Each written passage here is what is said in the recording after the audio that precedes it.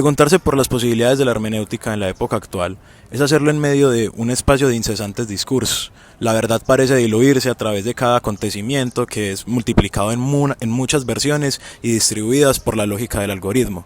Esta verdad parece perdida y esto se ve sintetizado en un concepto llamado como posverdad. No es que la verdad no exista, ni que se esté negando la existencia de esta, sino que se priorizan las verdades parciales sobre las verdades coherentes, es decir, las pragmáticas, lo que tiene el peso social acaba siendo más importante que la razonabilidad, que esa capacidad de tener una correspondencia crítica con la realidad. En este contexto, y con el objetivo de hacer este video, la comprensión se convierte en una forma central del ser humano. Se necesitan ciudadanos, intérpretes capaces de reconstruir condiciones de objetividad en este espacio y en este caos producido por la hiperproducción de conocimiento. Pero es que este desafío y esta pregunta por la verdad no es para nada nueva. Es una pregunta que viene desde la época clásica y pues abordándolo principalmente desde Platón, y con esta teoría del filósofo rey y como esa teoría de justicia, de ese hombre capaz de gobernar, pero precisamente ahí lo que subyace es esa parte de la verdad, porque ese fundamento y esa capacidad de gobernar se basa en que es el único capaz o es el que le interesa llegar a esa verdad y a ese bien como la idea más brillante de todas. En ese sentido, entonces, el que asume como ese rol de gobernante no es simplemente el que busca la verdad, sino que también el que es capaz de hacer llevar a su pueblo hacia esa verdad, capaz de guiar a los demás hacia esa verdad, y precisamente de ahí deviene su capacidad de gobernar. En ese sentido, el poder se legitima porque emana del saber, y la verdad se convierte en una fuente de autoridad en sí misma desde esta visión clásica. Frente a esta postura platónica de la verdad como privilegio, Hannah Arendt propone una inversión la verdad bastante profunda. La verdad y la política están en malas relaciones desde tiempos antiguos, porque la verdad es una y la política se funda en la pluralidad. Es decir, mientras Platón confía y cree en este gobierno de quien ha visto la luz del bien, esta idea, como digo, la más idílica, Arendt sitúa la acción política entre los hombres que hablan y discrepan, es decir, la verdad no se contempla, sino que se construye en este encuentro de diferentes perspectivas y en la construcción en general de la sociedad.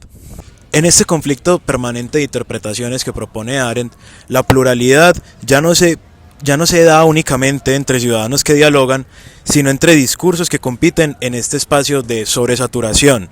El exceso no es que amplíe la comprensión, hace todo lo contrario, antes lo que hace es que la dispersa y hace que precisamente surja esta posverdad. Es en medio de esta sobreabundancia que el algoritmo se convierte en este nuevo mediador del sentido, es decir, es aquel que selecciona y jerarquiza la información y a final de cuentas acaba influenciando en qué conceptos se instituyen en el imaginario mental de las personas y a final de cuentas en el imaginario histórico de las personas. En este escenario, el algoritmo rey no impone una verdad, pero determina el marco en que las verdades posibles adquieren forma. La hermenéutica, por tanto, ya no puede limitarse a interpretar textos o discursos, sino que debe aprender a leer los sistemas que los ordenan en sí mismos. Comprender hoy significa entonces reconocer las mediaciones, técnicas que estructuran nuestra experiencia del mundo y de ser en sí mismo, y recuperar dentro de ella la posibilidad de hacer un juicio sobre la realidad. La tarea hermenéutica se vuelve así una práctica crítica y política. Solo entonces la interpretación deja de ser una contemplación y se convierte en emancipación frente a los poderes que moldean el sentido de nuestro mundo. Si bien la disciplina histórica tiene admitido desde hace un cierto tiempo que un mismo hecho histórico puede adquirir sentidos radicalmente opuestos según el relato mismo que los movilice, las redes sociales y los medios digitales han convertido la interpretación en un campo de disputa constante y le han dado un giro a esta forma de concebir ese conflicto de interpretaciones a la hora de realizar la disciplina histórica. Una imagen, un titular, un fragmento de video pueden reconstruir un acontecimiento hasta hacerlo irreconocible.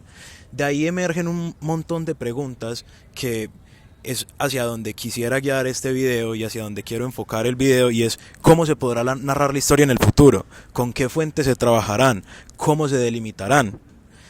En este contexto se hace imposible que no emerjan preguntas alrededor del futuro de la disciplina histórica. Si bien este siempre ha trabajado, como se ha mencionado, sobre interpretaciones en un marco específico, lo que antes era un objeto de análisis historiográfico, hoy se transforma en un contenido viral y la veracidad dentro de la sociedad y por lo tanto ese impacto social y de nuevo ese recoger esa verdad pragmática que importa más la verdad social que la racional, acaba impactando más es por la cantidad de reproducciones o reacciones, más que por su capacidad crítica y su correspondencia real. En este panorama se hace muy oportuno hablar precisamente de cómo esas narrativas se construyen, y esto se quiere abordar desde la teorización que hace Hayden White y Frank Ankersmit sobre el narrativismo histórico. En este se demuestra que toda historia, incluso la más rigurosa, la que trata de ser simplemente cuantificable, de larga duración, tratar de evitar a toda costa la narrativa, incluso hasta esta está sostenida por una narrativa que organiza los hechos y les da un sentido. No hay un relato histórico entonces que no seleccione, jerarquice y articule los acontecimientos según una trama, un tono o una intención moral, borrando precisamente esta noción de la historia como forma de aproximarse a la verdad del pasado absoluta. De manera similar, Ankersmit insistía en que la representación histórica no es un espejo de la realidad, sino una mediación entre el acontecimiento y su significado. Cada relato histórico es entonces una construcción que sustituye el pasado por una imagen interpretativa del mismo. Así, en la era digital, esta parte de la narrativa se vuelve evidente. Hay una sobreproducción de estas, las que circulan incluso en tiempo real, las interpretaciones mismas se fragmentan y se reescribe sin cesar sobre todos los acontecimientos que están pasando en el mundo. Entonces la frontera entre historia, memoria, opinión se acaba volviendo súper difusa, confusa, y la gente en realidad acaba teniendo una poca capacidad crítica de poder aproximarse a la historia y en sí al acontecimiento del pasado de ellos y de su sociedad. Pero en ese sentido, enfrentarse a la realidad y a esa dimensión narrativa de la historia implica también enfrentarse al límite de esta. Si todo relato es construcción, ¿qué impide que la historia se vuelva un mar de versiones? El reconocimiento de que no existe una interpretación definitiva puede fácilmente degenerar en un nihilismo interpretativo, donde la verdad se fragmenta hasta perder consistencia. En este terreno, la historia corre el riesgo de confundirse con la ficción y el historiador con un productor de narrativas dentro del mercado del sentido. En ese sentido, también Hayden White, y por eso precisamente se le critica mucho por su afirmación de que la historia está más cercana a la literatura. Entonces es también una crítica hacia eso. Frente a ello, precisamente, se hace necesario recuperar un criterio hermenéutico de objetividad, no entendido como una correspondencia absoluta entre el pasado, sino como una coherencia intersubjetiva. La posibilidad de construir significados compartidos mediante la confrontación argumentada de perspectivas. La verdad histórica entonces no se impone, se negocia entre comunidades de interpretación de esta. De esta conciencia nace la exigencia de una hermenéutica crítica capaz de mantener viva la pluralidad sin caer en la indiferencia de la relatividad de la verdad.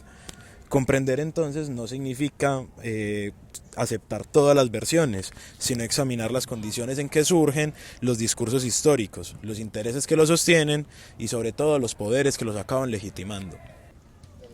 Interpretar sin criticar equivale a perpetuar las formas simbólicas del poder. La comprensión ingenua, cuando no incorpora la reflexión sobre las mediaciones, acaba legitimando lo establecido.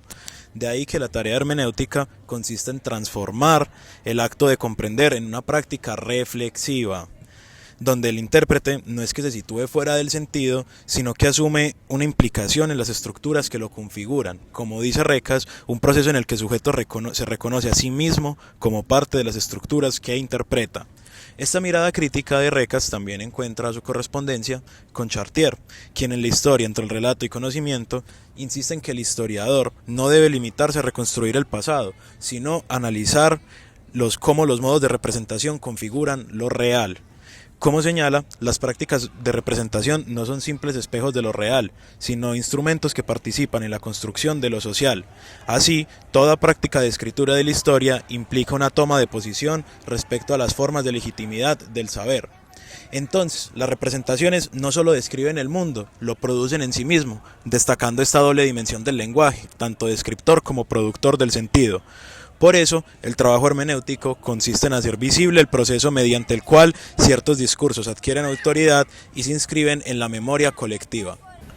De manera convergente a estos, Paul Ricoeur propone una hermenéutica que articula comprensión y juicio, conciencia narrativa y responsabilidad ética. En la memoria, la historia y el olvido afirma que comprender es también sospechar, reconocer en toda narración la tensión entre fidelidad a los hechos y la invención necesaria del lenguaje. Entonces, la historia no puede renunciar a esta narrativa inherente, pero tampoco se puede perder en el relativismo propuesto por White. Su verdad es siempre una refiguración del pasado en el horizonte del diálogo. Por eso, como sostiene también, la historia se hace verdadera no porque copie el pasado, sino porque logra decir algo verdadero de este. Así, la labor del historiador, del ciudadano intérprete, no es solo comprender los discursos, sino desenmascarar las estructuras que los ordenan y reabrir, desde la crítica, la posibilidad del juicio. En conclusión, preguntarse por la hermenéutica hoy es preguntarse por la capacidad de adquirir sentido en un contexto de hiperproducción. La comprensión ya no es un gran gesto académico, sino una forma de habitar críticamente la realidad. Leer, discernir y otorgar significado en medio de toda esta dispersión. Así, el hermeneuta, sea filósofo, historiador o ciudadano, debe convertirse en el guardián del sentido, alguien capaz de discernir entre un mar de información entre ruido y palabra. Comprender, entonces, en este siglo, significa recuperar el tiempo del juicio en medio de la velocidad, y recordar que toda interpretación, cuando se hace consciente de sus límites y mediaciones, es también una forma de cuidar lo humano.